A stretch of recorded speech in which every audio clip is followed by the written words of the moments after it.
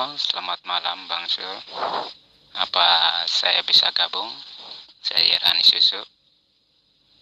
Ya, mungkin bagus tema yang dibicarakan tentang dosa waris dari Adam. Oke, mungkin bisa ada waktu untuk saya, bisa kita bincang-bincang atau ngomong-ngomong tentang hal ini. Oke.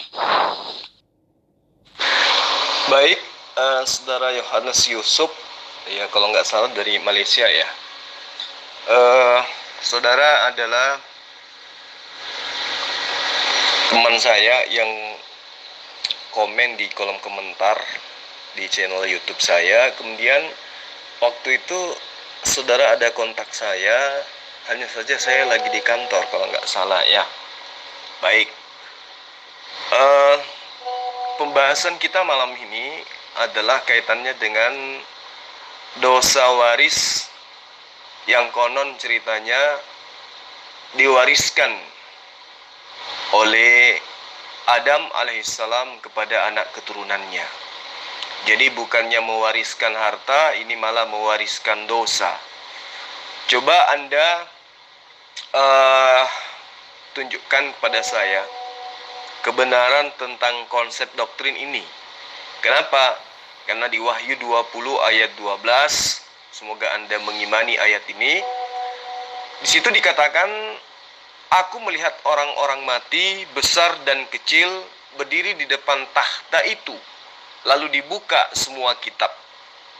Dan dibuka juga sebuah kitab lain, yaitu kitab kehidupan. Dan orang-orang mati dihakimi menurut perbuatan mereka berdasarkan apa yang tertulis di dalam kitab-kitab itu. Nah, dari ayat ini, kalau kita memahami dengan menggunakan analisa sederhana, di ayat ini menurut penglihatan orang yang ada di Pulau Patmos, itu bercerita tentang hal yang akan terjadi. Nah, menurut penglihatannya, dia mengaku bahwa orang-orang mati, dia melihat orang-orang mati besar dan kecil berdiri di depan tahta. Lalu dibuka semua kitab. Dan dibuka juga sebuah kitab lain, yaitu kitab kehidupan. Dan orang-orang mati dihakimi menurut perbuatan mereka berdasarkan apa yang tertulis di dalam kitab-kitab itu. Artinya, dari dalil ini jelas sekali bahwa tidak mengajarkan dosa waris. Kenapa? Karena ada catatan-catatan yang nyata dikatakan dalam ayat ini, tertulis di sebuah kitab, ya, di mana orang mati akan dihakimi menurut perbuatannya. Jadi bukan menurut perbuatan orang lain. Artinya, kalau kita merujuk kepada ayat Wahyu 20 ayat 12 ini, maka di mana letak penebusan dosa yang diajarkan oleh orang-orang Kristen? Penebusan dosa dan dosa apa yang kemudian yang diwariskan oleh Adam, di mana konsep doktrin itu bertentangan dengan Wahyu 20 ayat 12. Silakan. Ya, untuk menanggapi dari sekian banyak penguraian ini, itu yang saya pertama mau tekankan, dalam pembelajaran Alkitab, khusus di dalam kekristenan, Anda setidaknya mengetahui dulu latar belakang penulisan, apa gaya penulisannya, sehingga atau dengan untuk siapa dia, atau dengan siapa dia mau menunjukkan tulisannya itu, sehingga bisa mulai ditarik apa makna dari tulisan ini. Itu satu. Ya, tentang Wahyu itu diperkirakan ditulis oleh mungkin penulisnya tidak ini, tapi sumbernya mungkin dari Yohanes murid Yesus itu berisi tentang penglihatan yang akan datang. Itu satu. Jika Anda ingin melihat Alkitab dan melihat ayat ini, setidaknya Anda mengetahui dulu dalam konteks apa dia berbicara hal itu. Untuk menanggapi masalah dosa waris yang seperti saya sudah bicara dengan kawan sebelumnya, tolong dipahami bahwa dalam kekristenan Adam hanya cerita-cerita tentang Adam hanya dimengerti sebagai kebenaran iman, bukan kebenaran historis.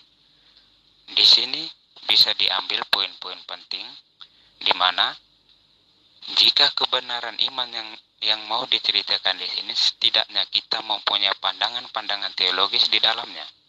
Sehingga maksud dari dosa waris itu yaitu manusia jatuh dalam dosa. Karena apa? Karena dalam konsep penciptaan dalam kekristenan, yaitu bahwa Allah menciptakan manusia dengan fisik, roh, dan pikirannya, juga disertai kehendak bebas, menganugerahkan kehendak bebas.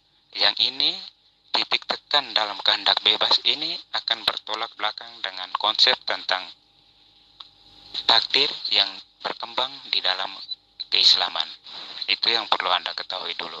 Sehingga untuk menanggapi komen Anda bahwa wahyu ditulis bertentangan dengan konsep tentang dosa asal, itu Anda melihatnya dari segi apa? Itu dulu. Baik, jadi saya tangkap pertanyaan Abang ini ya. Anda menangkapnya dengan materi apa yang tertulis di dalam Wahyu 20 ayat 12 ini.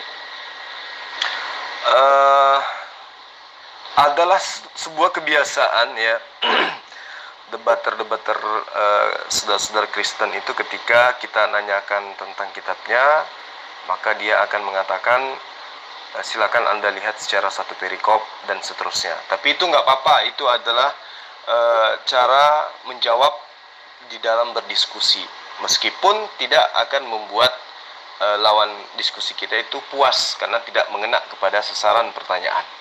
Tapi saya menangkap apa yang saudara ingin sampaikan. Namun saya tidak akan menjadikan Al-Quran sebagai tolak ukur pembenaran tentang sanggahan saya atau tentang apa yang ingin saya permasalahkan atau yang sedang saya permasalahkan di dalam kitab Anda tentang dosa waris. Tema kita adalah dosa apa yang dilakukan oleh Adam sehingga perbuatan tersebut menimbulkan suatu akibat yang sangat-sangat fatal terhadap keturunannya, yaitu menanggung dosa atau disebut dengan sebutan dosa asal atau dosa awal. Nah, saya tidak ingin menggunakan Quran. Saya hanya ingin mengatakan bahwa pernyataan-pernyataan tentang doktrin akan adanya dosa waris yang dilakukan oleh Adam alaihissalam itu justru dibantahkan oleh Yesus, di mana bantahan-bantahan Yesus itu konon ceritanya dituliskan oleh murid-muridnya. Contoh misalnya Lukas itu menuliskan berdasarkan atas apa yang diterima dari saksi-saksi. Nah, ketika Yesus mengatakan misalnya di dalam Lukas 11 ya, kita ambil Lukas 11 ayat 1 sampai ayat 4. Pada suatu kali Yesus sedang berdoa di salah satu tempat. Jadi di situ Yesus mempertontonkan dirinya sedang berdoa. Ya. Justru dengan mempertontonkan dirinya sedang berdoa, di situ dengan jelas dikatakan Yesus menghambakan diri, merendahkan diri, menuhankan kepada esensi yang lain. Ketika ia berhenti berdoa, maka berkatalah seorang dari murid-muridnya kepadanya, "Tuhan, ajarlah kami berdoa, sama seperti yang diajarkan Yohanes murid-muridnya." Jadi sang murid Yesus itu minta kepada gurunya agar mereka diajarkan untuk berdoa, sebagaimana Yohanes Pembaptis mengajarkan murid-muridnya berdoa. Nah, lalu Yesus menanggapi, Yesus menjawab, "Apabila kamu berdoa, wahai murid-muridku, maka ucapkanlah, Bapa, dikuduskanlah namamu, datanglah dalam kerajaanmu." Jadi Yesus ketika mengajarkan tata cara doa kepada Tuhan, Yesus hanya menyebut nama Tuhan, yaitu Bapa. Jadi dia tidak mengatakan Bapa, Anak, dan Roh Kudus. Tidak.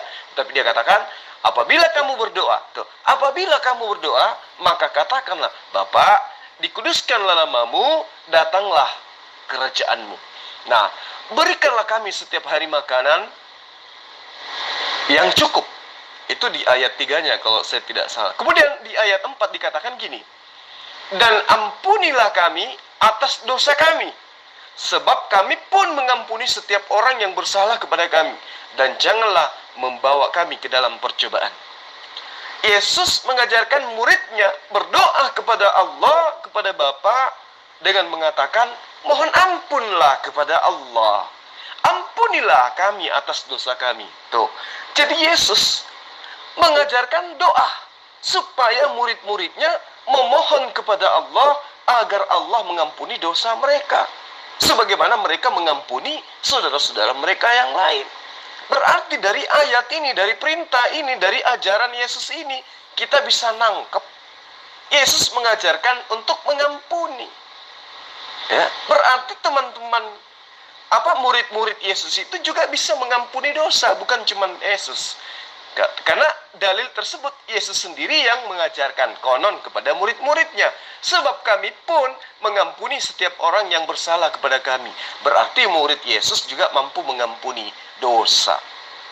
Bukan hanya Yesus, bukan hanya Bapa.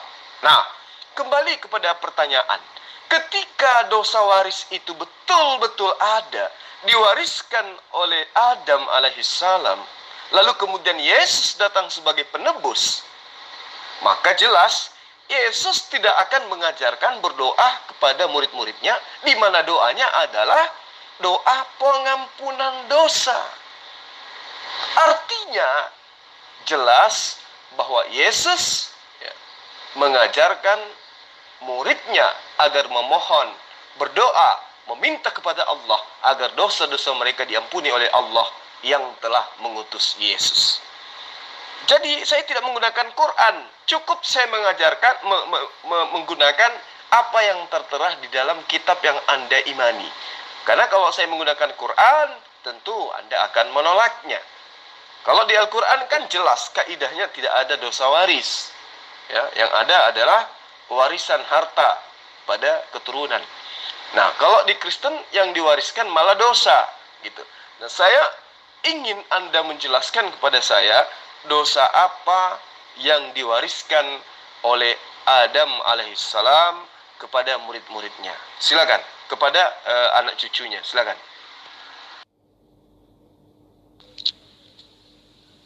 Begini saudara Zul, kamu sudah menyampaikan begitu lebar panjang lebar, tetapi intinya kamu nggak melihat apa komen saya di atas itu. Sebelumnya kan saya bilang dalam konsep dosa, maksudnya dosa waris ini, yaitu manusia jatuh dalam dosa. Coba kamu baca dalam Alkitab itu, apa di situ ditulis secara terperinci tentang dosa waris? Tidak, di situ diceritakan bagaimana manusia jatuh dalam dosa. Itu poin pentingnya. Tentang penjabaran tentang Yesus berdoa, apalagi tentang doa Bapa kami. Ini hanya untuk apa? Untuk sepengetahuan. Ini mempunyai makna yang betul-betul dalam, sehingga macam seperti saya hanya bisa membagikan kepada Anda. Inti doa dalam Bapa kami itu dibagi menjadi 7 bagian yang mempunyai pengertian yang dalam. Dan itu 7 bagian itu bisa dibuat satu tesis untuk satu kuliah tertentu. Sehingga kalau saya mau menjelaskan ini, kelihatan bukan kapasitas saya. Karena dalam doa Bapa kami ini memuat 7 poin penting yang bisa dibuat menjadi suatu tesis yang besar. Sehingga dengan penjelasan Anda ini, saya lihat Anda belum mengerti tentang apa itu doa Bapa kami. Doa Bapa kami bukan diartikan seperti harafiah. Ya ampun, ada makna yang ini, dan bisa Anda merujuk melihat orang yang lebih punya kapasitas untuk menjelaskan ini. Dan ini bukan bisa macam kami jawab dengan sesuka hati atau mengelak untuk menjawab. Tidak. Doa Bapa kami itu punya muatan-muatan yang dalam. Itu yang perlu Anda ketahui. Untuk menjawab apa lagi? Kalau tentang itu yang Anda katakan tentang Yesus apa-apa ini, nanti saya jelaskan garis besarnya. Ketika saya mengatakan garis besarnya, karena apa? Karena melihat ayat-ayat dalam Alkitab, sama seperti dalam Al-Quran itu, dia punya tafsir tersendiri dan orang-orang yang berkompeten saja yang bisa menafsir itu dalam kekristenan. Selain itu yang mungkin Anda sering bercerita dengan orang itu pandangan mereka tentang Alkitab itu. Tetapi tidak, setahu saya, pengetahuan Alkitab, penafsiran ayat-ayat dalam kitab itu ya ahli-ahli tafsir kitab itu sendiri. Itu tidak yang dalam lingkungan ini tidak. Saya pun tidak berani mengatakan saya mampu menafsir ayat-ayat tertentu. Tidak. Saya hanya bisa baca garis besarnya dan dari pengetahuan yang saya dapat bahwa mempunyai makna-makna yang tertentu.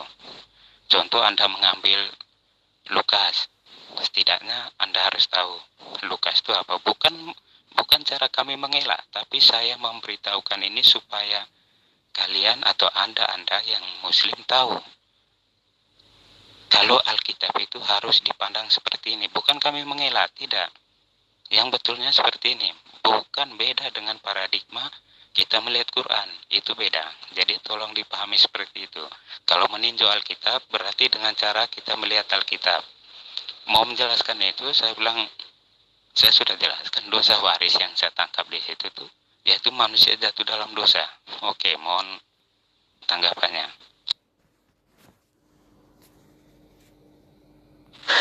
Jadi baru kali ini saya berdiskusi dengan teman dari Kristen yang membuat saya bingung gitu loh. Jadi saya harus mengatakan saya bingung. Saya tidak tahu saya harus menyikapi abang ini seperti apa gitu. Ya, karena setiap ada pembahasan saya, Anda mengatakan Anda tidak punya kapasitas, Anda tidak bisa menafsirkan sendiri, Anda harus materi-materi ini harus beberapa SKS dulu untuk membahasnya dan seterusnya. Lalu kemudian Anda membesar-besarkan doa Bapak kami. Padahal doa Bapak kami itu bukan berasal dari Yesus, tapi hanya sebuah sisipan campuran tangan para penulis. Ini di materi lain akan kita bahas. Ya, pembuktian bahwa doa Bapa kami itu adalah hanya ungkapan-ungkapan pengajaran Mesir kuno kepada Osiris Amon yang diawali dari ungkapan Amon yang ada di surga. Tapi kita tidak sedang membahas ini. Ya, kita sedang membahas tentang dosa waris. Nah, salah satu yang menarik di sini adalah ketika saya mengatakan dosa apa yang diwariskan oleh Adam kepada anak cucunya, Anda kemudian mengatakan, coba Anda lihat secara perikop. Yang tertuang di dalam perikop ini adalah manusia jatuh ke dalam dosa. Nah, mau Anda katakan manusia jatuh ke dalam dosa atau Adam mewariskan dosa kepada keturunannya, itu sama aja, Bang. Sama aja gitu ya. Kenapa? Karena konsep ini muaranya, doktrin ini muaranya adalah Tuhan datang dibunuh untuk menebus dosa manusia. Artinya Adam lagi-lagi tetap saja dituduh sebagai orang yang menyebabkan manusia atau keturunannya menanggung beban dosa waris. Itu loh. Jadi kalau abang mau lari ke perikop, mau lari kemanapun, tetap aja kena. Kenapa? Karena tidak sah iman seorang Kristen kalau tidak mengimani Tuhan datang dalam rupa manusia untuk dibunuh, menebus dosa manusia. Muaranya pasti akan ke sana juga. Namanya Kristen pasti akan mempercayai Tuhan menjelma menjadi makhluk, kemudian dibunuh dalam rupa makhluk, lalu kemudian Tuhan ini kembali kepada kemuliaannya, berubah lagi menjadi Tuhan. Meski yang terangkat lengkap dengan jasad kemanusiaannya. Jadi gini, Bang, saya tuh ingin tahu gitu loh, dosa apa yang diwariskan oleh Adam sehingga Yesus pun datang menebus dosa. Nah sekarang ketika Yesus diakui sebagai penebus dosa, dosa apa yang ditebus oleh Yesus? Jawaban Anda pasti akan mengatakan dosa yang dilakukan oleh Adam yang diwariskan kepada manusia, atau dosa asal yang dilakukan oleh Adam, atau dosa atau kejatuhan manusia akan dosa sehingga Yesus datang untuk menebus itu. Intinya, kedatangan Yesus menebus dosa menandakan bahwa akibat dari perbuatan Adam sehingga dosa tersebut menyeluruh kepada keturunannya. Nah, justru itu muncul pertanyaan. Dosa apa yang dilakukan oleh Adam? Kok bisa separah itu gitu loh. Anda coba bayangkan secara analisa akal sehat aja dulu. Adam hanya makan buah ilmu pengetahuan. Dampaknya sangat luar biasa bagi kemaslahatan umat manusia. Manusia bisa mengetahui baik, bisa mengetahui ini yang buruk.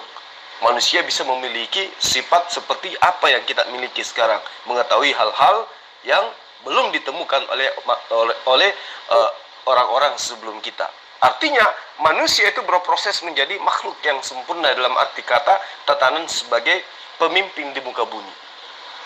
Nah, kalau kemudian Anda mengatakan Adam itu melakukan sebuah tindakan atau perbuatan sehingga menyebabkan keturunan yang berdosa, maka yang menjadi pertanyaan, kalau dosa yang sekecil itu saja Adam sudah dituduh, difitnah sebagai cikal bakal penyebab manusia jatuh ke dalam dosa sehingga Tuhan harus datang bunuh diri untuk menebus dosa tersebut, maka bagaimana dengan Paulus yang mengawali pekerjaannya dengan cara membunuh?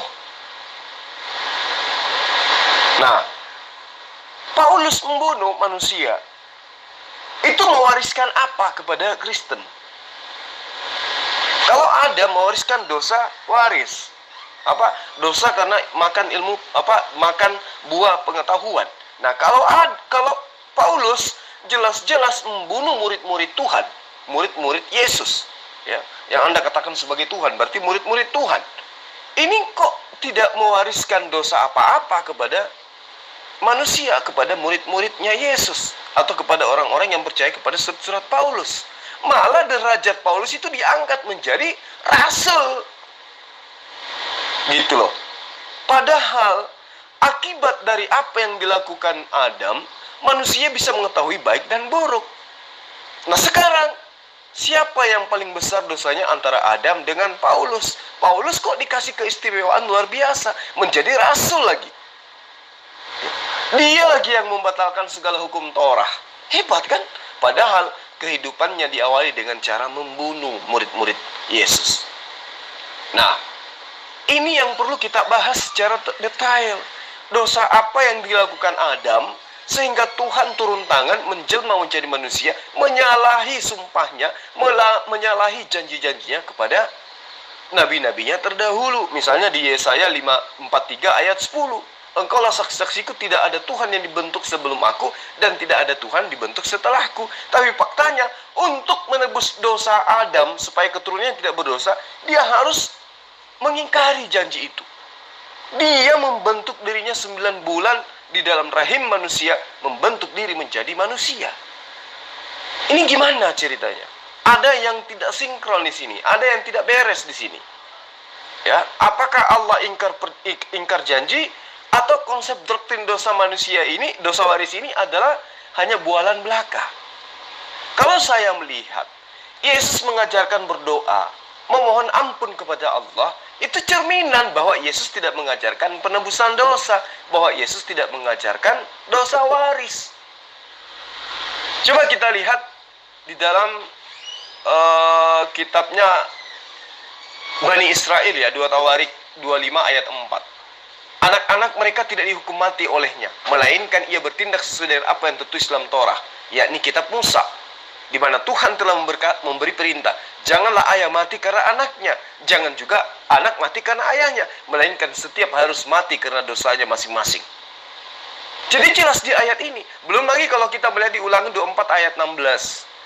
Janganlah ayah dihukum mati karena anaknya, jangan juga anak dihukum mati karena ayahnya. Setiap orang harus dihukum mati karena dosanya sendiri. Berarti Adam itu harusnya Kalau ini adalah firman Tuhan dan Anda imani sebagai firman Tuhan, Adam itu harusnya menanggung dosanya sendiri, bukan malah diberikan kepada anaknya.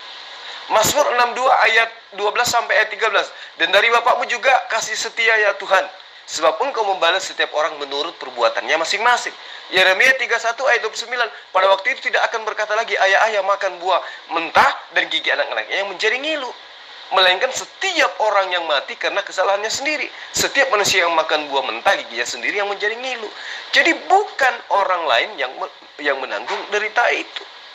Ya, jadi tolong Anda jelaskan dosa apa yang dilakukan oleh Adam sehingga Tuhan harus datang dalam rupa manusia, ingkar terhadap sumpahnya di dalam kitab Yesaya hanya untuk menebus dosa yang dilakukan oleh Adam. Nah, dosa apa di situ? Coba Anda terangkan, dosa apa? Jangan bahas doa Bapak kami. Jangan. Karena itu materi lain. Saya tahu semua kalau materi-materi kayak gitu. Sekarang Anda tunjukkan dosa apa yang begitu besar sehingga biasnya berefek kepada seluruh keturunan Adam yang tidak tahu menahu tentang kejadian tersebut, tentang hal yang dilakukan oleh Adam tersebut. Dan akibatnya Tuhan menjadi ingkar terhadap sumpahnya, terhadap janjinya. Dalam Yesaya 43 ayat 10. Tidak ada Tuhan yang dibentuk. Kemudian dia datang membentuk dirinya dalam rahim manusia berupa manusia. Coba Anda terangkan itu. Selamat malam Jul. Ini mungkin karena sudah agak lewat, saya pun ada perlu untuk menelpon keluarga. Mungkin kalau bisa besok kita waktu agak lebih awal bisa. Mohon nanti ini ya, saya kalau bisa besok lah kita sambung ini, karena saya juga ada keperluan mau telepon keluarga juga nanti istirahat. Jadi kalau bisa besok waktunya agak dipercepat. Oke, selamat malam. Baik, Bang siapa namanya? Yerhanes Yusuf. Ya, insya Allah ya, besok kita lanjut lagi. Materi ini harus kita tuntaskan. Dosa apa yang diwariskan oleh Adam sehingga seluruh keturunannya harus menanggung dosa tersebut? Besar mana dengan dosa yang dilakukan oleh Paulus yang kemudian dengan dosanya itu justru mengantarnya menjadi rasul? Itu yang kita harus tuntaskan. Lalu bagaimana dengan dalil-dalil yang ada dalam kitab Anda, baik perjanjian lama, perjanjian baru, surah-surah surat penulis kitab Wahyu ya. Ada surat-surat yang dituliskan di sana, aku melihat orang-orang mati. Jadi pernyataannya dia melihat orang mati. Ada yang besar, ada yang kecil, berdiri di hadapan tahta, dan dibuka sebuah catatan, yaitu catatan kehidupan, dan orang-orang mati dihakimi menurut catatan perbuatan mereka berdasarkan apa yang tertulis di dalam catatan-catatan mereka. Itu pernyataan dalam kitab Wahyu. Lalu bagaimana dengan kitab Ulangan, bagaimana dengan Tawarik, bagaimana dengan Raja-Raja, bagaimana dengan Ulangan yang mengajarkan dosa ditanggung masing-masing, gitu loh. Kalau Anda kemudian ingin loncat ke doa Bapa Kami, itu materinya lain. Kita akan tuntaskan ini dulu, baru pindah ke materi lain. Anda yang menulis di kolom komentar di channel saya, menitipkan nomor, lalu kemudian Anda telepon, kan gitu. Jadi harus tuntas. Karena Abang sudah pamit, ya silakan. Insya Allah besok kita lanjut lagi. Kita sama-sama mengisi ya, Bang ya. Saya tidak mengatakan ajaran Abang itu seperti apa yang ada dalam pikiran Abang. Dalam arti kata, saya tidak mengatakan bahwa Anda itu harus betul-betul tunduk daripada apa yang saya sampaikan. Tidak. Tetapi paling tidak Anda menyatakan kebenaran yang Anda miliki. Kalau Anda mengatakan harus memiliki ilmu tafsir, harus begini dan itu dan ini, ya silakan Anda tunjukkan. Insya Allah kita akan bantu untuk menjelaskan apa itu dosa waris, apa itu bohong waris, dan apa itu doktrin waris. Saya kira seperti itu, Bang Yerhanes Yusuf. Ya, insya Allah besok mudah-mudahan kita kembali di grup ini untuk membahas tentang materi ini. Salam satu Tuhan dari saya.